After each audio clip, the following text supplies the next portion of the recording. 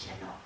하나님 사랑합니다. 여러분, 주안에서 사랑합니다. 시편 36편 1절에서 10절까지 악인과 의인의 삶이라고 하는 제목으로 함께 은혜를 나누도록 합니다. 36편 역시 다윗의 시, 인도자를 따라 부르는 노래 이렇게 증거하고 있습니다. 지혜에 대해서 3절에 하나님의 말씀에 순종하는 것이 곧 지혜죠. 36편 읽어갑니다. 악인의 죄가 그의 마음속에 이르기를 그의 눈에는 하나님을 두려워하는 빛이 없다 하니 그가 스스로 자랑하기를 자기 죄악은 드러나지 아니하고 미워함을 받지도 아니하리라 하미로라. 3절에 그의 입에서 나오는 말은 죄악과 속임이라 그는 지혜와 선행을 그쳤도다 이렇게 증거합니다.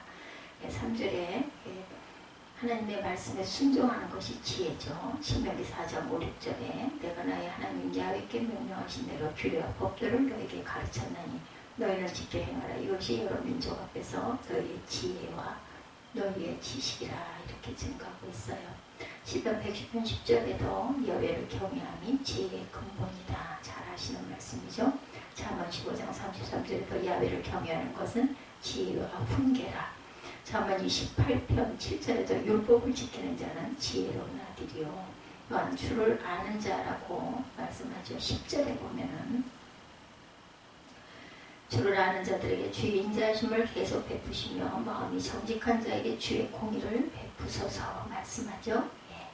주를 아는 자, 이는 계명을 지키는 자죠. 요한일서 2장 3, 4절에 우리가 그의 계명을 지키면 이로써 우리가 그를 아는 줄로 알 것이요 그를 아노라고 그의 계명을 지키지 아니한 자는 거짓말하는 자요 말씀합니다. 요한일서 4장 7, 8절에도 사랑하는 자들아 우리가 서로 사랑하자. 사랑은 하나님께 속한 것이니 사랑하는 자마다 하나님으로부터 나서 하나님을 알고 사랑하지 아니하는 자는 하나님을 알지 못하나니 이는 하나님은 사랑이심이라. 우리가 이제 즐겨 해석하는 구절이죠. 요한복음 17장 3절에도 영생은 곧 유일하신 참 하나님과 그가 보내신 자 예수 그리스도를 아는 것입니다. 이렇게 고백합니다. 36편의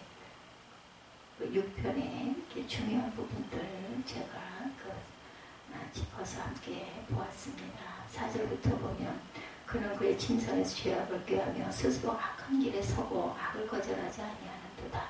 야훼의 주의 인자하심이 하늘에 있고 주의 진실하심이 공중에 사무쳤으며 주의 의의는 하나님의 신들과 같고 주의 심판은 큰 바다와 같으니라. 야훼여 주는 사람과 짐승을 구하여 주시니라. 하나님의 주의 인자하심이 어찌 의롭고 괴로운지요. 사람들이 주의 날개 그늘 아래 피하나이다. 그들이 주의 집에 있는 살찐 것으로 풍족할 것이라. 주께서 주의 복락의 강물을 마시게 하리이다. 진실로 생명의 원천이 주께 있사오니 주의 깃 안에서 우리가 빛을 보리이다. 주를 아는 자들에게 주의 인자하심을 계속 베푸시며 마음이 정직한 자에게 주의 공의를 베푸소서. 교만한 자의 발이 내게 이르지 못하게 하시며 악인들의 손이 나를 쫓아내지 못하게 하소서. 악을 행하는 자들이 거기서 넘어졌으니 엎드러지고 다시 일어날 수 없으리다. 아멘. 사람들 가운데 악인과 의인이 있죠. 악인과 선인, 악인과 의인. 그렇습니다. 악인과 의인이 있습니다. 그런데 사실은 악인은 나는 천하의 악한 사람이라고, 의인은 나는 세상을 바르게 사는 의인이라고 얼굴에 쓰여 있지 않다라는 것. 여러분이 이웃에 대하여 말할 때 악인과 의인이라고 하는 것은 단순히 도덕적인 의미보다는 영적인 의미가 더 강한 표현이라는 것 말할 수 있죠. 그리스도인들이 말하는 악인과 의인이라는 표현에는 어떤 사람이 하나님과의 관계에 대해서 자신이 어떻게 하나님을 생각하느냐 하는 점과 관계가 깊습니다. 왜냐하면 우리가 해 아래 사는 인생은 누구나 하나님과 어떤 관계를 맺고 살아가느냐에 따라서 우리가 온전하게 하나님을 어떻게 생각하느냐 하는 점과 관계가 깊죠. 알고 사는 인생, 누구나 하나님과 어떤 관계를 맺고 살아가느냐에 따라 사람이 악인이 될 수도 있고 의인이 될 수도 있다는 것. 오늘 36편 1절에서 12절의 말씀, 의인과 악인의 삶에 대해서 우리가 함께 은혜를 나눕니다. 먼저 악인의 삶을 보죠. 사람의 외모나 성품이 아무리 바르고 오라도 하나님 앞에서는 온전한 의인은 없어요. 그렇죠? 단순히 나쁜 짓을 하지 않고 사는 사람이기 때문에 악인이 아닌 것은 아니라는 거죠. 그래서 시인은 1, 2절에 악인의 모습에 대해서 노래하기를 악인의 마음 깊은 곳에는 죄의 속삭임만 있어 그의 눈에는 하나님을 두려워하는 기속이 조금도 없다 이렇게 고백하고 있습니다. 1, 2절에 악인의 죄가 그의 마음속으로 이르를 그의 눈에는 하나님을 두려워하는 것이 없다 하니 그가 스스로 자랑하기를 자기의 죄악은 드러나지 아니하고 미워함을 받지도 아니하리라 한가문다. 그 입에서 나오는 말은 죄악과 소금이라 그는 지혜와 선행을 그쳤다 이렇게 결론을 내죠. 그의 눈빛은 지나치게 의기양양하고 제자를 것을 찾아서 버릴 생각 전혀 없고 이런 시인의 눈에서 여러분은 악인이 어떤 존재인지 짐작하실 수가 있겠죠. 본문에서 시인이 말하는 악인은 첫째로 하나님을 두려워하지 않습니다. 하나님을 두려워하지 않는 것이 악인의 삶을 살게 하는 출발점이죠. 우리가 하나님이 보고 계신다, 누가 볼 거야 이런 생각을 하면 막 담대하게 못된 짓을 못하는 것처럼 마찬가지입니다. 영이신 하나님이 눈에 보이진 않지만 반드시 나를 보고 계실 거야 이런 믿음이 있다면 이 악인처럼 이렇게 볼 수가 없다는 거죠. 하나님을 두려워하지 않는 것이 악인의 삶의 출발점이라는 것. 여러분들 하나님을 두려워하십니까? 아멘. 그렇다면 절대로 악인은 아니죠. 여기서 두려워한다는 것은 막연한 공포심이 아니죠. 두려워하는 대상이 있다고 인정하는 삶의 태도를 말합니다. 두려워하는 감정을 경외감이라 달리 표현하기도 합니다. 우리 속담에 하룻강아지 범무서운 줄 모른다라는 말이 있죠. 그 말의 의미는 태어난 지 얼마 되지 않은 강아지가 호랑이를 어떻게 알겠느냐는 거죠. 자기는 아는 것만 무서워할 수 있는 거예요. 그렇죠? 아는 것만 설명할 수가 있습니다. 그러니 호랑이를 향해서 멍멍거리고 짖고 쫓아다닐 수밖에 없다는 거죠. 한 입에 먹힐 줄 모르고. 그죠? 어리석죠? 다 자란 어미개라면 호랑이가 무서워서 아마 숨도 못 쉴 거예요. 아마 몸이 굳어버리겠죠? 우리말에 무식함이 온감하다 이런 경우를 말합니다. 모르기 때문에 두려움이 없어요. 함부로 생각하고 말하고 행동합니다. 악인의 모습이 바로 이렇다는 거죠. 악인은 하나님을 알지도 못하고 인정하지도 않아요. 그리고 악인은 하나님에 대하여 알려고도 하죠. 그러므로 하나님에 대해서는 보이지 않으니까 두려움도 경외감도 없다. 이처럼 하나님을 인정하지 않는 사람은 두려운 것이 전혀 없기 때문에 자기 마음대로 자기 판단에 좋은 대로 행동하고 삽니다. 그래서 하나님이 없으면 죄도 없는 거예요. 그렇죠? 시인은 본문에서 노래하기를 악인의 삶에는 지혜와 선행이 없다. 그래서 그의 눈빛은 지나치게 의기양양하고 제 잘못을 찾아서 버릴 생각을 하지 않는다. 이렇게 말합니다. 버릴 생각을 할 일이 없죠. 하나님을 모르니까.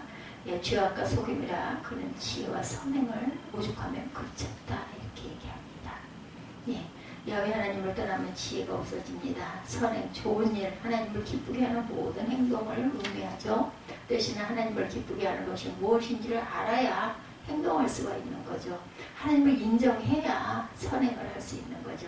그래서 범사에서 창조자 하나님의 존재를 인정하고 그분을 겸손히 의지하고 경외하는 사람이라야만 하나님을 기쁘시게 할 일이 무언가를 찾아볼 수도 있다라는 거.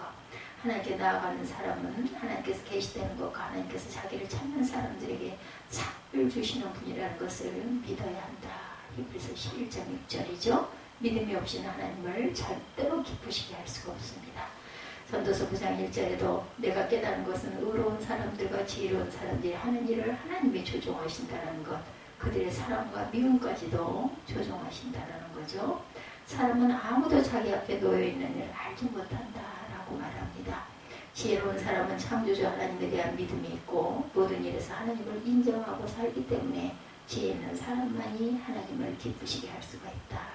악인은 그렇지가 않죠. 야훼 하나님의 자비와 사랑을 싫다고 거절하고 떠난 사람을 보십시오. 예, 악인의 길은 그렇지 아니하며 시편 1편 말씀 생각나시죠? 예. 자신의 삶의 자리에서 하나님을 제외시키면 먼저 여러분의 삶의 자리에서 지혜가 떠난다라는 것. 지혜가 떠난 삶이나 선행, 좋은 일이 떠날 수밖에 없습니다. 왜냐하면 하나님을 떠난 것이 곧 악이고 하나님의 뜻에서 벗어난 것이 곧 죄이기 때문이죠. 그러므로 하나님을 떠난 삶에는 참 지혜가 생겨날 수가 없습니다. 지혜자는 잠언 9장 10절에서 야훼를 경외하는 것이 지혜의 근본이요 거룩하신 자를 아는 것이 명철이다. 이렇게 말씀하죠. 예, 지혜자는 분명하게 말하기를 지혜의 근본이 뭐라고요? 야훼를 경외하는 것이다. 이렇게 얘기했어요. 이것을 알고 실천하는 것이 바로 온전한 지혜고 생명이고 축복이라는 것. 악인에게는 진정한 지혜가 없습니다. 늘상 하나님을 떠나 살고 있기 때문에 어떤 자리에서도 전능하신 하나님을 알지도 못하고 인정하지도 않습니다. 하나님과의 관계가 전혀 없고 그런 사람의 삶에 지혜와 선행이 그칠 수밖에 없죠. 이것이 바로 악인의 삶의 모습이다. 그러면 나는 지금 나사렛 예수 그리스도와 연합한 삶을 살고 있는지, 범사에 성령님의 인도하심을 인정하고 성령의 뜻을 구하고 뜻을 따라가기를 원하시는지, 여러분들 한번 자신을 돌아보십시다. 먼저 예수의 관계를 회복하고 성령의 뜻만을 따라서 살고자 장성한 훈련까지 자라가시는 저와 여러분이 되시기를 주님의 이름으로 축복합니다. 시는 다음으로 하나님을 떠난 사람은 악을 계획하는 삶에 빠진다. 4절이죠. 4절 봅니다. 그의 침상에서 죄악을 꾀하며 스스로 악한 길에 서고 악을 거절하지 아니하는도다. 야훼여 주의 인자하심이 하늘에 있고 주의 진실하심이 공중에 사무쳤으며 주의 의는 하나님의 산들과 같고 주의 심판은 큰 바다와 같으니이다. 야훼여 주는 사랑과 징성을 구하여 주시느니라. 아버지 구원하옵소서. 이렇게 고백하죠. 악인은 누워서도 죄 지을 생각만 하죠. 침상에서도 죄 지을 방법과 악을 행할 계교를 꾀합니다. 침상에 누워 하루 일과를 돌아보며 하루를 반성하고 내일에 서는 삶을 계획을 해도 바르게 살기가 힘든데, 악인은 침상에 누워서 죄를 지을 구상만 하고 있다. 그리고 오히려 죄를 짓는 일을 자랑하죠. 그래서 하나님을 떠난 사람은 결국은 악한 삶의 모습을 그대로 만들 수밖에 없다는 것입니다. 악인은 하나님이 없는 사람을 말합니다. 죄인은 목표가 없는 사람이죠. 삶의 목표가 빗나간 사람, 삶의 진정한 목표를 잃어버린 사람이 바로 악인입니다. 그리고 오만한 사람은 창조주 하나님을 거스르는 사람, 오만한 사람은 소극적으로 죄를 짓는 사람이 아니고 양심과 선한 뜻을 무시하고 바른 생활을 부정하고 적극적으로 죄를 짓죠. 그러면서 창조주 하나님께 반항합니다. 이제부터 그런 어리석은 삶을 살지 않고자 마음과 정성을 다해서 예수의 마음을 따라 살고자 노력하고 애쓰는 저와 여러분이 되시기를 주님의 이름으로 축복합니다. 5, 6절입니다. 다음 의인의 삶이죠. 주님 주의 한결같은 사람은 하늘에 닿아 있고 주의 미쁘심은 구름에 닿았습니다. 주의 의로우심은 우람한 산줄기와 같고 주의 공평하심은 깊고 깊은 심연과 같습니다. 주님은 사람을 구하시듯 짐승도 구하여 주십니다. 이처럼 의인의 삶은 주님의 인자하심을 믿고 살아가는 삶이다. 그래서 주의 인자하심이 하늘에 있고 주의 진실하심이 공중에 사무쳤다. 이렇게 고백하죠. 인자하다는 말은 우리가 잘 아는 헤세드, 그렇죠? 사랑이죠. 변함없는 하나님의 사랑을 얘기합니다. 히브리 사람은 세상의 모든 것이 변해도 하나님만은 변하지 않는다라고 생각을 하죠. 그래서 그들은 변함없는 야훼 하나님의 자비와 사랑을 믿고 전폭적으로 의지합니다. 그런 믿음을 가지고 사는 삶이 바로 시인이 말하는 의인의 삶입니다. 시인이 사용한 표현 가운데 주의 의인은 하나님의 산들과 같고 라는 표현은 야훼께서는 요동하지 않는다라는 의미죠.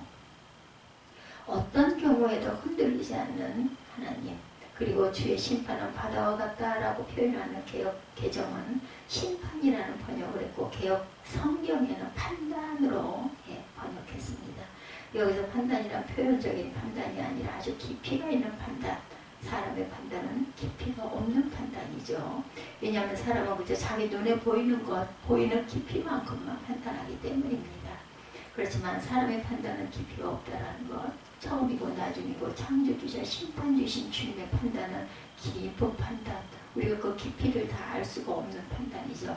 이처럼 주님은 여러분이 도저히 측량할 수 없는 깊이를 가지고 여러분을 완전하게 헤아리는 분이라는 것, 그리고 이처럼 의로우신 하나님, 성실하신 하나님, 인자하신 하나님만을 바라보고 의지하는 사람이 바로 의인이라는 점을 저와 여러분들 지금부터라도 온전히 주님만 의지하고 바라보는 그런 저와 여러분들이 되시기 바랍니다. 의인의 삶은 어떤 삶일까? 시인은 본문에서 의인은 풍족한 삶을 살게 된다 이렇게 말하죠. 8절에 주의 집에 사는 기름진 것으로 그들을 배불리 먹이시고 주의 신에서 단물을 마시게 하신다라고 고백하고 있습니다. 1절에도 악인의 죄가 그의 마음속으로 이르기를 악인의 죄에 대해서 이야기하고 있죠. 또한 의인은 풍족하게 하는 삶 8절에서 주의 집에 있는 기름진 것으로 그들을 배불리 먹이시고 주의 시내에서 단물을 마시게 한다. 주님의 집에는 여러분이 바라는 모든 것이 있어요. 그래서 모든 것이 풍족하다고 고백합니다. 주님의 집에는 언제나 아주 넉넉하고 나음이 있습니다. 개수만 넉넉한 것이 아니고 시인은 살찐 것으로 풍족하다 이렇게 노래하죠.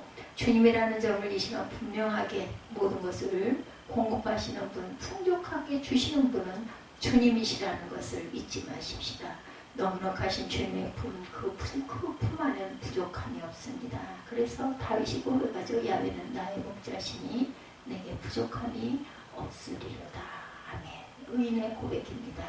여러분 오직 주님 안에서 모든 부분에서 풍족한 삶을 누릴 수 있는 특권을 하나님이 주셨어요.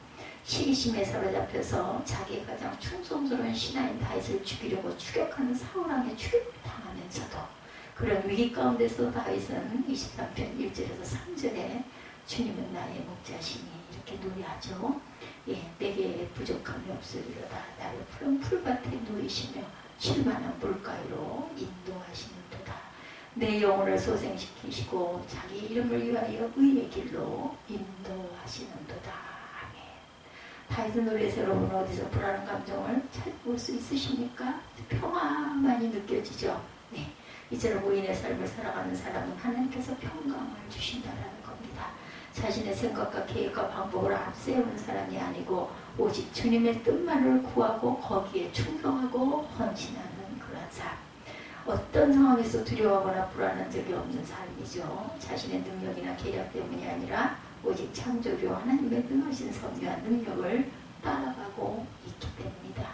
이런 삶의 자세를 볼 때 예수 안에서 야훼의 능력 아래 풍성한 삶을 누리게 되신다는 것입니다.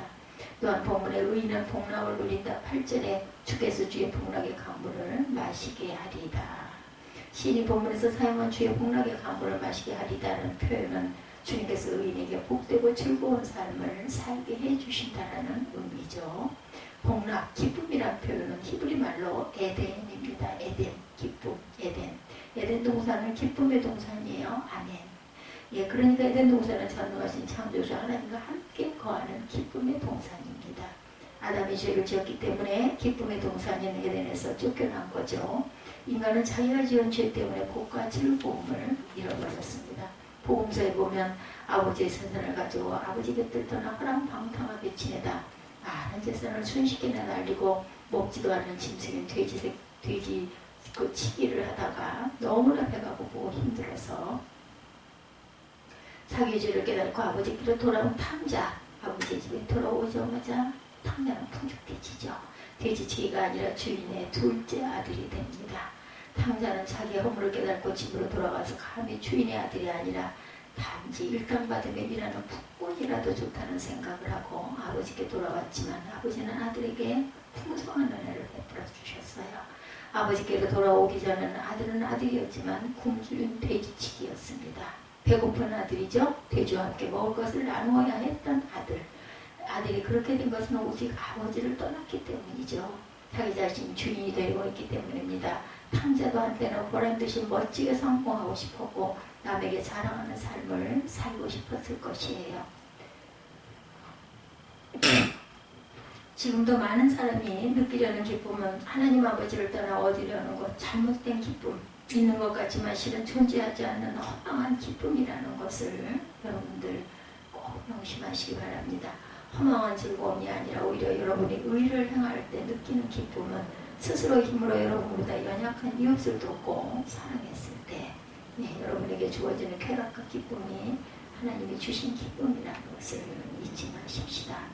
썩어질 육신의 쾌락만을 통하여 즐거움을 얻으려고 하면은 안 되죠. 그것은 즐거움이 아니라 썩어지는 즐거움이라는 것. 결국은 멸망의 즐거움이죠.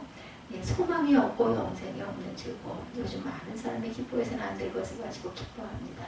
참된 기쁨을 여러분들 느껴보셨습니까? 아멘. 여기 있는 여러분도 참된 기쁨을 알기 위해서 집으로 돌아오는 아들처럼 아버지 품으로 예수 그리스도 품으로 돌아오시려고 돌아와 계셔서 이곳에 계신 줄 믿습니다. 오직 나사렛 예수 그리스도 안에서 삶의 본질이 있고 생명이 있고 복이 있음을 인정하시는 여러분들이십니다. 오늘부터 예수께서 돌아가기 위해 모든 것을 버리고 예수만 바라보고 달려가는 저와 여러분이 되시기를 주님의 이름으로 축복합니다. 본음의 시인이 노래합니다. 의인의 삶은 빛의 삶이다. 9절 10절에서 주께는 생명의 샘이 있습니다. 주의 빛, 우리는 주의 빛을 받아 환히 열린 미래를 봅니다. 9절 10절 보겠습니다.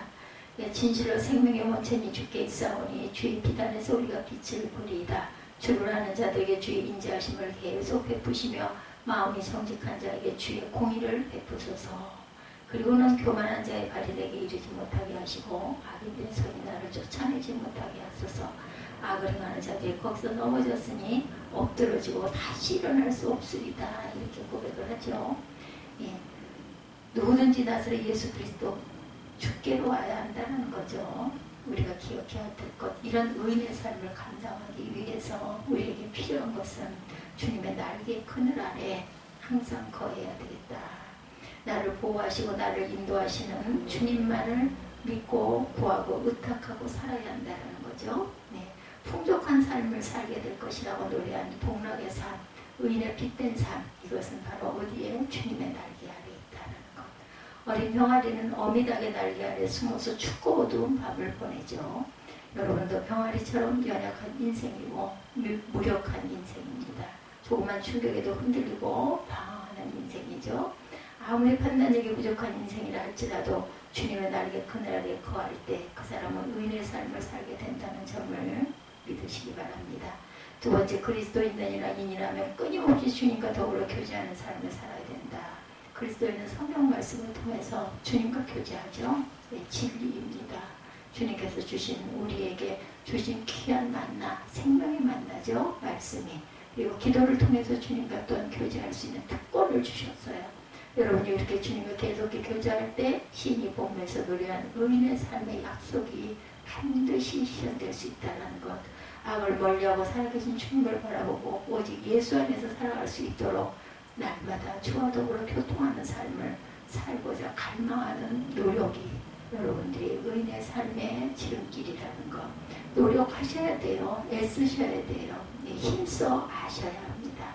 빛 되신 주님, 생명이신 주님이 여러분 안에 거하도록 마음의 문을 열고 심령을 정결하게 하고 겸손히 세상에 속한 마음들을 내려놓으십시다. 그러면 성령의 놀라운 인도하심을 날마다 경험하실 수 있을 것입니다. 영국의 여왕이 있는 궁궐에는 지금도 여왕이 궁궐 안에 계시면 궁궐의 맨 꼭대기에 빨간 깃발이 매달린다고 합니다. 빨간 깃발이 바람에 펄럭여요. 그리고 여왕께서 궁궐 밖으로 외출을 하게 되면 깃발이 내려간다고 하네요. 이 땅금씩 여왕이 위독하거나 병이 들면 궁궐에는 흰 깃발이 달린다고 합니다. 이것은 국민들에게 기도를 요청하는 깃발이라고 그러죠. 여러분의 인생에 어떤 깃발이 펄럭이고 계십니까? 빨간 깃발이십니까? 아니면 흰 깃발이십니까? 영광의 깃발, 기쁨의 깃발, 풍족의 깃발, 아름다움의 깃발, 생명의 깃발, 빛의 깃발이 펄럭이고 계시죠? 아멘. 그렇다면 지금 여러분 안에 예수 그리스도께서 함께 하신다는 표적입니다. 여러분의 삶의 자리가 어둡거나 캄캄하다면 예수가 계시지 않은 영고인이 어서 속히 주님의 품으로 달려가서 안기시기 바랍니다. 어떤 사람은 믿는다고 하면서 주님에게 자신의 삶을 맡기지 않습니다. 성령님을 근심하게 하고 주님을 모시고도 주께서 약속하신 놀라운 삶을 누리지를 못하죠. 살아계신 예수 그리스도께서 날마다 여러분의 삶을 다스리도록 날마다 예수만을 바라보시길 바랍니다. 예수님과 교제하시기 바랍니다. 그 교제의 방법, 말씀 묵상하고 찬양하고 기도하는 것 아시죠? 네.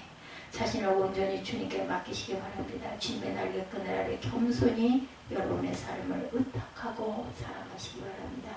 성령님을 근심하게 했다면 그 죄를 주님 앞에 또한 회개하고 자백하시기 바랍니다. 이렇게 사는 것이 바로 주 안에서 사는 의인의 삶입니다.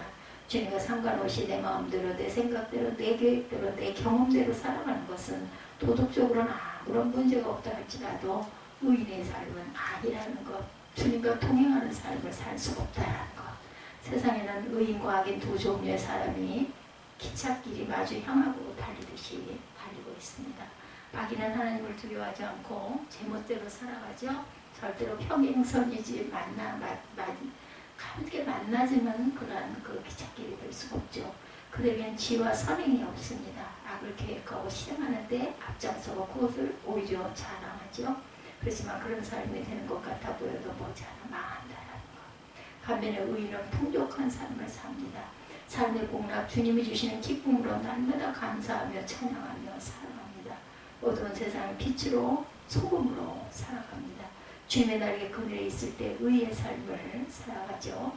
말씀을 통해서 기도를 통해서 주님과 교제할 때 의인의 삶이 여러분 안에서 이루어지죠. 주님께서는 여러분이 오늘도 의인의 삶을 살아가시기를 원합니다. 또한 여러분의 생애가 이 땅에서 다하는 날까지 여러분을 지켜주시고 인도해 주시는 삶이 되기를 소망합니다.